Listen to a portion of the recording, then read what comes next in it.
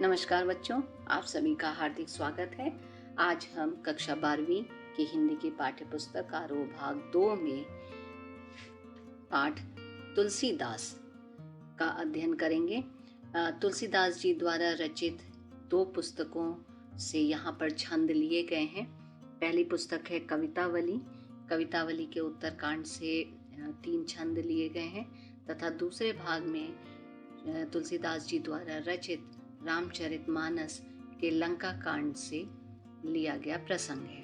तो आज हम कवितावली उत्तरकांड से जो छंद दिए गए हैं उन्हें पढ़ेंगे, उनकी व्याख्या देखेंगे, काव्य सौंदर्य को समझने का प्रयास करेंगे। कवितावली उत्तरकांड पाठ्यपुस्तक आरोह भाग 2 में कवितावली के उत्तरकांड से 2 कवित एवं 1 सवैया लिया गया है। विभिन्न विषमताओं से ग्रस्त समय के यथार्थ को तुलसीदास जी ने चित्रित किया है, जिसमें वे कृपालु प्रभु राम एवं राम राज्य का सपना देखते हैं। तो कवितावली के उत्तरकांड से 3 छंद लिए गए हैं, जिसमें से पहले 2 छंद कवित हैं। अब ये कवित छंद क्या होते हैं? कवित छंद वे छंद होते हैं जिनमें वर्णों की संख्या गिनी जाती है, अर्थात ये वार्णिक छंद है और इसके प्रत्येक चरण में 31 वर्ण होते हैं। 16 वर्णों के बाद यति यानी विश्राम अर्थात सांस लेने के लिए रुकना होता है और उसके बाद 15 वर्ण होते हैं। तो जैसे यहाँ पर जो कवित्व दिया हुआ है, अगर आप इसमें वर्णों को गिनेंगे किसबी से लेकर चेटकी तक, तो कुल वर्ण यानी अक्षर, तो कुल अक्षर ये आपके 31 हैं। पहली पंक्ति में किसबी से लेकर भाट तक आपके 16 वर्ण हैं और फिर चाकर में चा से लेकर चिटकी के की तक आपके 15 वर्ण हैं। तो ये आपका कवित छंद है।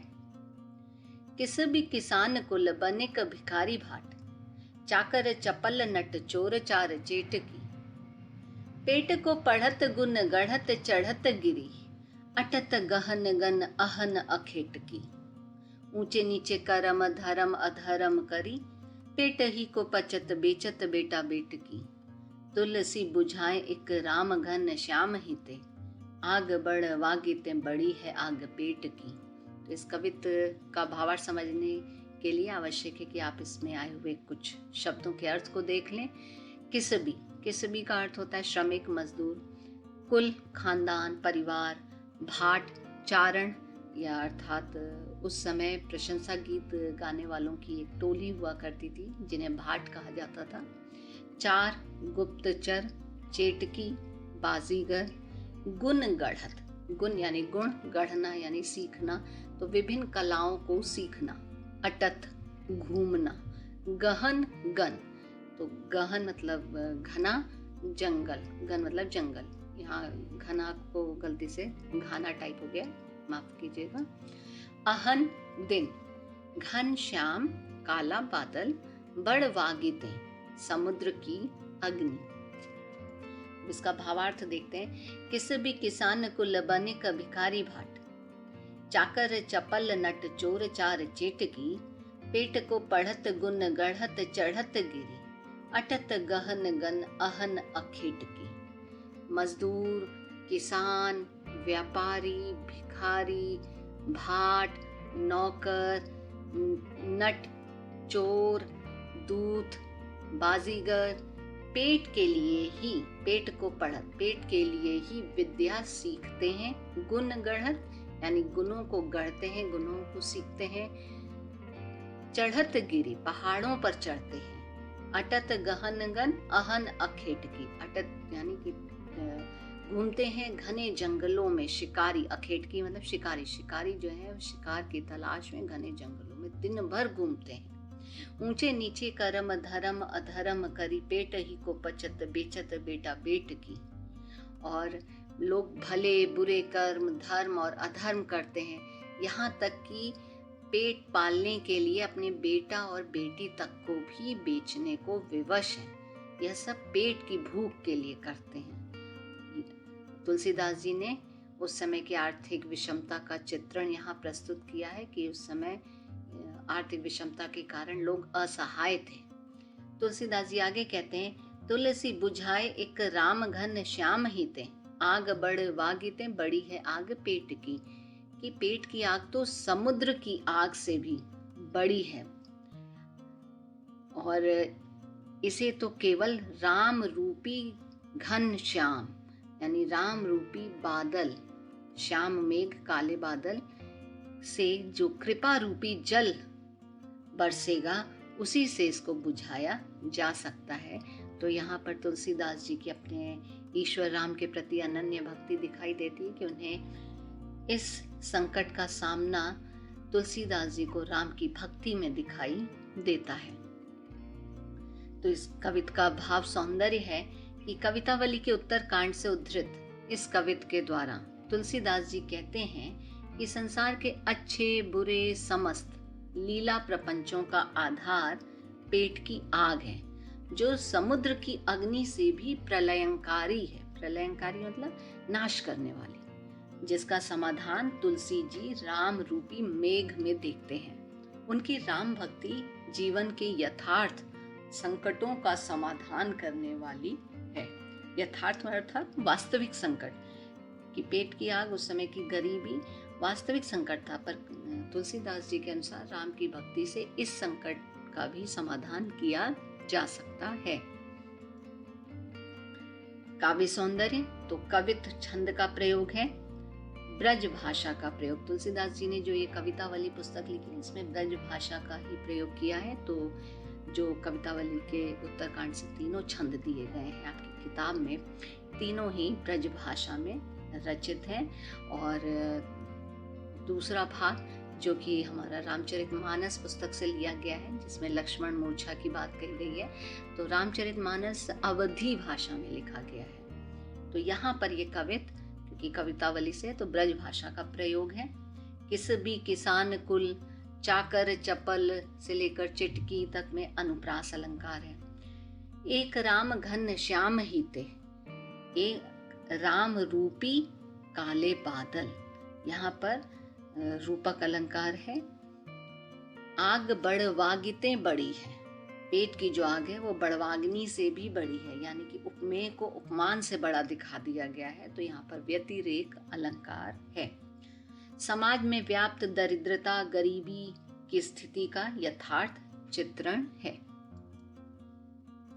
अब दूसरा कवित, खेती न किसान को भिखारी को न भीख बली, बनिक को बनिज न चाकर को चाकरी, जीविका विहीन लोग सीधमान सोच बस, कहें एक एकन सो कहाँ जाई का करी, बिदहूँ पुराण कहीं लोकहूँ बिलोकियत, साकरे सबे पे राम राव रे कृपा करी, दारिद दसानन दबाई दुनि दीन बंधु, दुरित दहन देखी तुलसी हाहा करी। तो अर्थ देख लेते हैं जो शब्द आपको कठिन लग रहे हैं।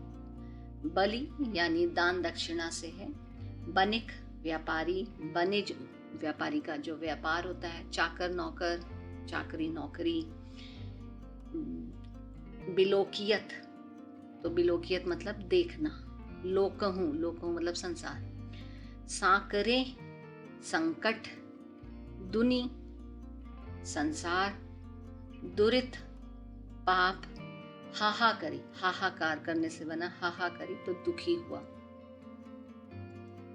और इसका भावार्थ, खेती न किसान को भिखारी को न भीख भली, बनिक को बनिज न चाकर को चाकरी, जीविका विहीन लोग सीधेमान सोच बस, कहें एक एकन सो कहाँ जाई का करी। तो तुलसीदास जी उस समय की समाज की अवस्था का वर्णन करते हुए कहते हैं कि किसान के लिए खेती नहीं है, भिखारी को भीख नहीं मिल रही, साधु संतों को दान नहीं मिल रहा है, व्यापारी को करने के लिए व्यापार नहीं है, नौकरों के पास नौकरी नहीं है, किसी के पास जीविका का कोई साधन नहीं है, जिसके कारण दुखी एवं असहाय लोग एक दूसरे से पूछते हैं कि कहाँ जाया जाए और क्या किया जाए। वेदहूँ पुराण कहीं लोकहूँ बिलोकियत, वेद में पुराण में कहा गया है, लोकहूँ संसार में, बिलोकियत देखा गया है, सा करें सभय पे राम राम रे कृपा करें, कि जब सब पर कोई रावण रूपी संकट आता है साकरे मतलब संकट, तो रावण रूपी संकट आता है तो राम ही अपनी कृपा द्वारा उस संकट को दूर करते हैं। दारिद्र दशानन, गरीबी रूपी रावण, दबाई दुनी दीन बंधु, हे दीन बंधु, यहाँ दीन बंधु राम जी के लिए कहा गया है कि हे राम, हे प्रभु, गरीबी रूपी जो रावण है वो इस संसार को दबाए हुए है, दुनिया अर्थात संसार। दुरित दहन देखी तुलसी हाहा करी। आगे तुलसीदास जी कहते हैं कि आप तो पापों का नाश करने वाले हैं। दुरित दहन मतलब आप पाप, दुरित मतलब पाप, दहन मतलब नाश करना, आप तो पापों का नाश करने वाले हैं। चारों ओर हाहाकार मचा हुआ है, सभी लोग दुखी हैं, तो अतः आप इस स्थिति से हमें उबारिए। तो यहाँ तुलसीदास जी अपने भगवान राम को आह्वान करते हैं। तो भाव सौंदर्य कवितावली के उत्तरकांड से उद्धृत इस कवित्त में तुलसीदास जी ने प्रकृति और शासन की विषमता से उपजी बेकारी एवं गरीबी की पीड़ा का यथार्थ परक चित्रण किया है। उन्होंने इस संकट रूपी रावण का नाश करने हेतु अपने राम का आह्वान किया है। तुलसीदास जी ने तत्कालीन समाज की यथार्थ स्थिति का वर्णन किया है। काव्य सौंदर्य कवित्त छंद है, ब्रज भाषा का प्रयोग है, अनुप्रास अलंकार पूरे कवित्त में देखने को मिलता है। कुछ उदाहरण, बनिक को बनिज, चाकर को चाकरी, दारिद दसानन, दबाई दुनी, दीन बंधु, दुरित दहन। देखिए यहाँ इन सब जगहों पर अनुप्रास अलंकार का प्रयोग है। दारिद दसानन में रूपक अलंकार, गरीबी रूपी रावण, समाज की यथार्थ स्थिति का वर्णन किया है और तुलसीदास जी की राम के प्रति अगाध श्रद्धा भी इस कवित्त में दिखाई देती है। अगला जो छंद है वो सवैया है। सवैया छंद में प्रत्येक चरण में 23 वर्ण होते हैं। तो आप पहला चरण देखेंगे और ये 4 चरणों का छंद है। तो पहला चरण देखेंगे तो धूत, धस धूत से लेकर कौ तक, और अगर आप इसमें वर्णों की संख्या गिनेंगे तो 23 वर्ण है। तो ये आपका सवैया छंद है। वर्ण यानी अक्षर, अगर आप धूत में शुरू करेंगे तो धूत 1 2 कहो 3 4 इस तरह से गिनते गिनते पहली लाइन का जो अंतिम शब्द है को, वहां तक आएंगे तो 23 वर्ण है। इसे सवैया कहते हैं। तो अब इसका अर्थ देखने से पहले इसके कठिन शब्दों के अर्थ को देखते हैं। धूत यानी धूर्त, अवधूत सन्यासी, काहू किसी, बिगाड़ बिगाड़ना, जाको जिसे, सरनाम प्रसिद्ध, रुचय अच्छा, खैबो खाना, मसीत मस्जिद। एक यहाँ पे टाइपिंग में स्पेलिंग मिस्टेक हो गई है तो आप लोग उसकी ओर ध्यान दीजिएगा ताकि आप गलत ना लिखें। सन्यासी में स के ऊपर अनुस्वार लगता है और आधा न भी रहता है। तो अब इसका भावार्थ देखते हैं। धूत कहो अवधूत कहो, रजपूत कहो जुल्हा कहो को, काहू की बेटी सो बेटा न ब्याह, काहू की जाति बिगाड़ न सो। तो तुलसीदास जी समाज में व्याप्त जातिवाद का खंडन करते हुए कहते हैं, खंडन करना अर्थात विरोध करना, कहते हैं कि समाज मुझे चाहे धूर्त कहे या पाखंडी, सन्यासी कहे या राजपूत अथवा जुलाहा कहे, मुझे अपनी जाति या नाम की कोई चिंता नहीं है, क्योंकि मुझे किसी की बेटी से अपने बेटे का विवाह नहीं करना है और ना ही किसी की जाति बिगाड़ने का मुझे शौक है। तुलसी सर नाम गुलामू है राम को, जाको रुचय सो कहे कछु ओ, मांगी के खैबो मसीत को सोइबो, लैबो को एको न दैबो को दो। तो तुलसीदास जी कहते हैं कि वह राम के दास हैं और यह बात जगत में प्रसिद्ध है। सरनाम प्रसिद्ध है, गुलाम यानी दास। अतः जिसे मेरे बारे में जो अच्छा लगे, जाको रुचय, रुचय अच्छा लगे, जिसको जो अच्छा लगे वह कह सकता है। मांगी के खैबो मैं मांग कर खा सकता हूँ, मसीत को सोइबो मस्जिद में सो सकता हूँ, लैबो को एक न दैबो को दो, ना मुझे किसी से कुछ लेना है न देना है। मुहावरे का प्रयोग है।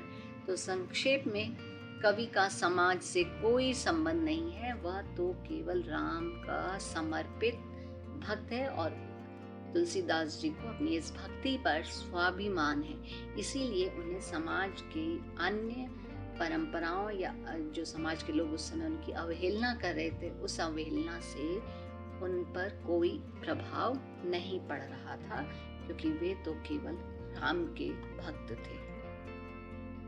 भाव सौंदर्य कवितावली के उत्तरकांड से उद्धृत इस सवैये में तुलसीदास जी का अपनी अनन्य राम भक्ति के प्रति आत्मविश्वास और समर्पण दिखता है, जिसके कारण वह समाज में व्याप्त जात पात का विरोध और तिरस्कार करने का साहस जुटा पाए, क्योंकि उनमें स्वाभिमान था कि वो राम के भक्त हैं, तो वो जात पात का विरोध कर सकते थे, और उसके लिए जो साहस मिला वो उन्हें अपनी राम भक्ति के कारण ही मिला।